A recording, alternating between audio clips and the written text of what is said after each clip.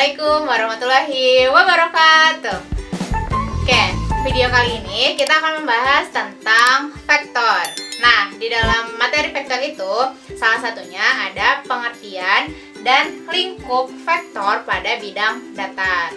Nah, nggak cuma bidang datar, tapi juga ada kalau bidang datar kan berarti R2 atau dimensi 2. Nah, kalau ada juga yang dibangun ruang atau di R3 di dimensi 3 gitu. Nah, kali ini di video ini kita akan membahas bidang datar dulu, tapi dimulai dari pengertian dan lingkup vektornya dulu gitu. Nah, vektor itu apa sih? Vektor adalah suatu besaran yang memiliki nilai dan arah. Sebenarnya vektor ini sudah kalian pelajari di SMP pada pelajaran fisika. Nah, vektor juga digunakan atau bermanfaat dalam bidang teknik sipil, terus juga navigasi pesawat, navigasi kapal, terus juga digunakan dalam bidang militer dan lain-lain. Nah, untuk lebih memahami masalah vektor, mari kita melakukan sebuah aktivitas. Kita sama-sama ya. Yang pertama, gambarlah sebuah ruas garis pada selembar kertas. Nah, kalian gambar sebuah ruas garis pada sebuah kertas. Ibu akan gambar di sini menggunakan penggaris. Kalian juga pakai penggaris ya. Misalkan ada garis gitu. Kemudian berilah tanda panah pada ujung ruas garis tersebut. Di ujungnya kan tadi Ibu naik garisnya dari sini ke atas ya. Nah, di ujungnya kita bubuhkan tanda panah ini. Tanda panah pada ujung ruas garis. Nah, kemudian kita sebut titik pangkal atau titik awalnya sebagai titik P. Ini sebagai titik P. Dan titik ujung yang ada tanda panahnya sebagai titik Q. Dah, jadi di awal ini adalah titik P dan ujungnya yang ada tanda panahnya sebagai titik Q. Kemudian ukurlah panjang ruas garis dengan menggunakan penggaris. Kita ukur panjangnya berapa? Panjangnya 18 cm. Kalian ukur juga yang punya kalian berapa cm ya. Ini betul dulu sini 18 cm. Oke. Udah kan? Nah, ruas garis yang tadi kita sudah gambar, ini disebutnya ruas garis berarah karena memiliki tanda panah di ujungnya. Tanda panahnya menggambar sebagai tanda kalau dia berarah. Jadi berarah kemana? Jadi kan kalau misalkan tanda panahnya ke sana, ke arah sini, berarti dia arahnya ke arah sini atau ke arah kanan gitu. Oke. Nah, tadi kan kita sudah mengukur panjang ruas garisnya kan. Nah, panjang ruas garis ini menunjukkan panjang vektor. Nah, ini tadi yang karena dia memiliki arah, maka dia bisa disebut sebagai vektor. Karena di awalnya P terus di ujungnya Q, jadi vektor PQ. Nah, vektor PQ dilambangkan dengan, kita tulisnya PQ, terus atasnya kasih tanda panah gini gitu. Nah, sedangkan panjang vektornya atau panjang yang tadi kita ukur adalah panjang vektor PQ. Panjang vektor yang Ibu gambar adalah 18 cm. Sedangkan yang kalian gambar, kalian tulis berapa cm. Nah, sedangkan panjang vektor dilambangkannya dengan, kalian tulis dulu PQ, vektor PQ, pakai tanda panah atasnya. Terus samping kanan sama samping kirinya pakai kayak tanda mutlak. Gitu, kayak gini.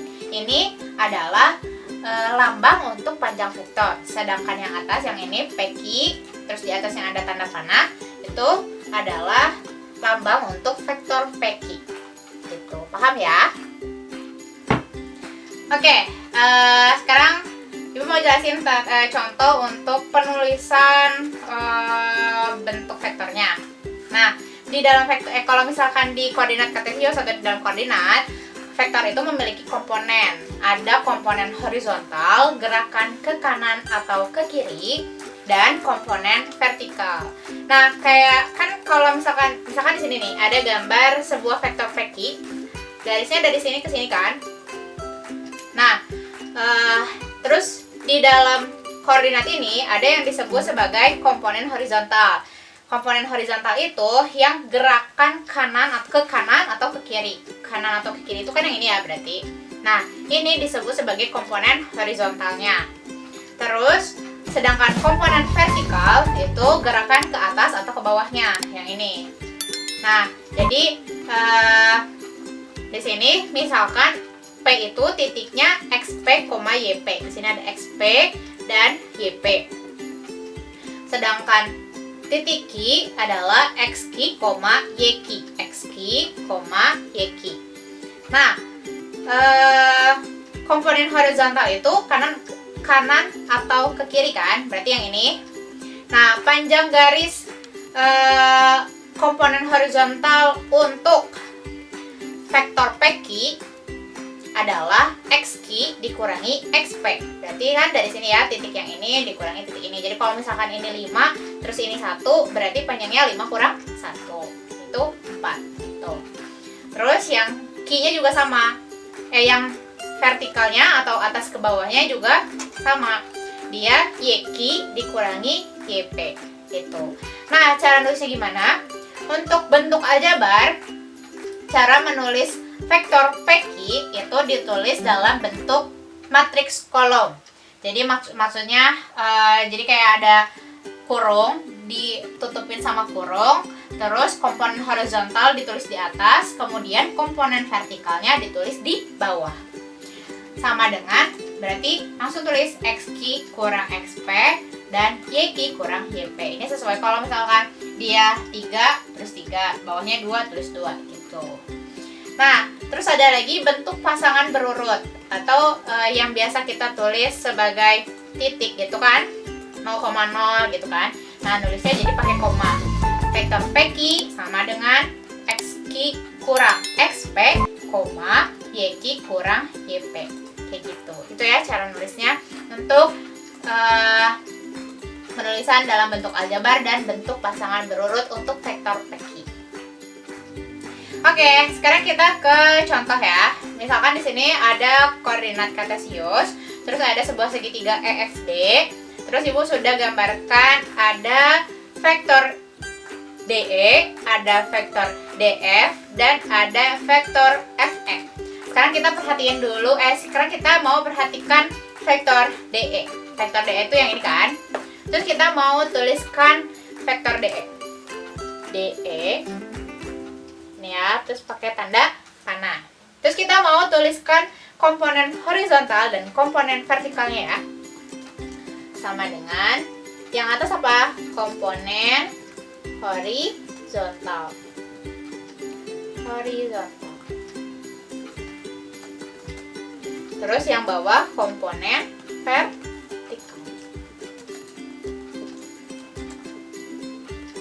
Oke, komponen horizontal itu yang mana? Yang atas bawah atau kanan kiri?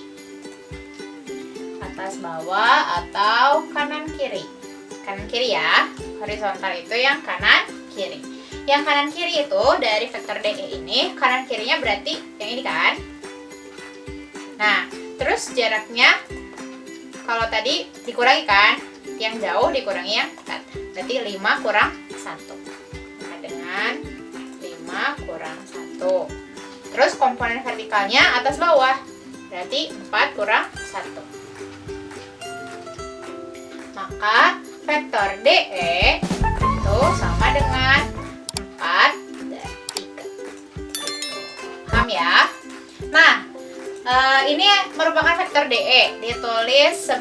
Ditulisnya ada komponen horizontal dan komponen vertikal. Nah, sekarang kita ke panjang vektor. Tadi kan panjang vektor itu dilambangkan dengan ini ya, ada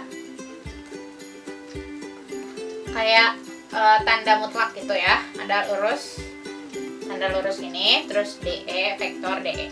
Oke, nah panjang vektor itu gimana?